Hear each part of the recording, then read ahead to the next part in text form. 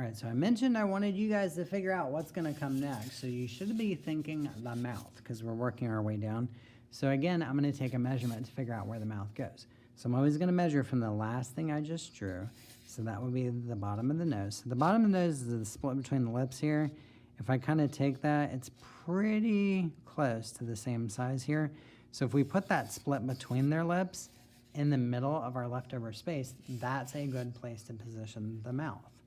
So a little kid, they would draw a line like this and they would be so happy, oh, I'm finished. No, we need a top lip and a bottom lip. Okay, so I like to start from, there's this little divot here. You guys can kind of see he's got under his nose. And if you guys put your finger, like I'm doing that on mine, you guys have a little divot there too, okay?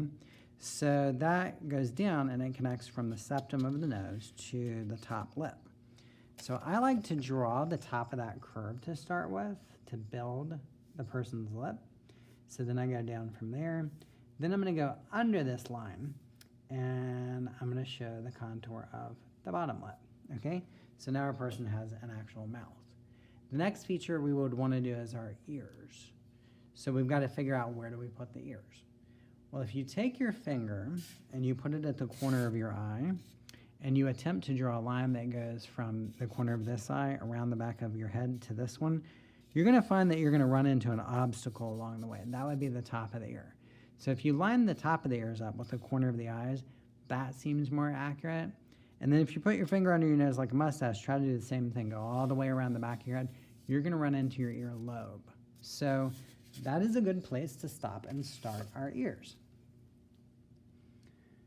So I go along to here. So that tells me where it should stop and where it should start. And that's gonna help you draw them kind of the same size and in the same place. All right, you're not really gonna draw the contours of inside the ear because we're seeing the person in what is called oblique view. And I'm looking at this as I stood up and I'm like, oh my gosh, that ear's smaller than the other one. I'm not gonna be able to sleep tonight if I leave it that way.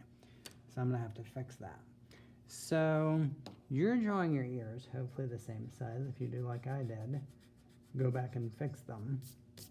But you're not really gonna focus too much on inside the ear because we can't see that from this perspective, this oblique view where the person is looking right at us, okay? But you can see the little contour edges there. So I am gonna put some of those lines there to imply that.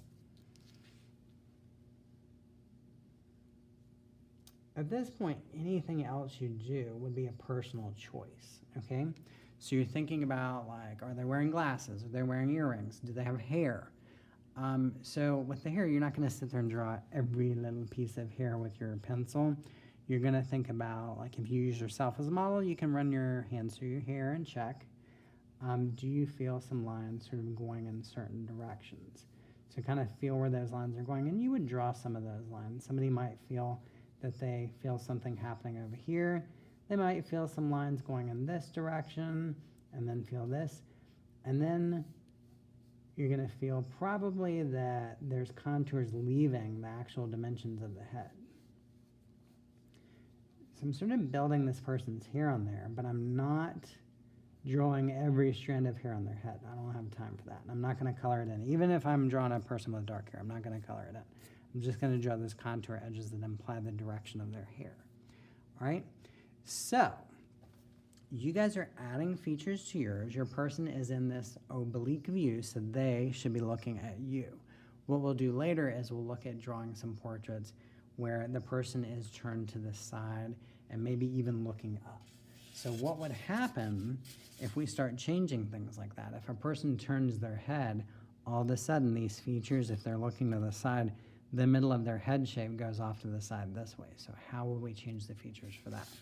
So this is that oblique view. So you guys are gonna finish your drawing. You can add as much details to it as you want. Even a little value would be nice.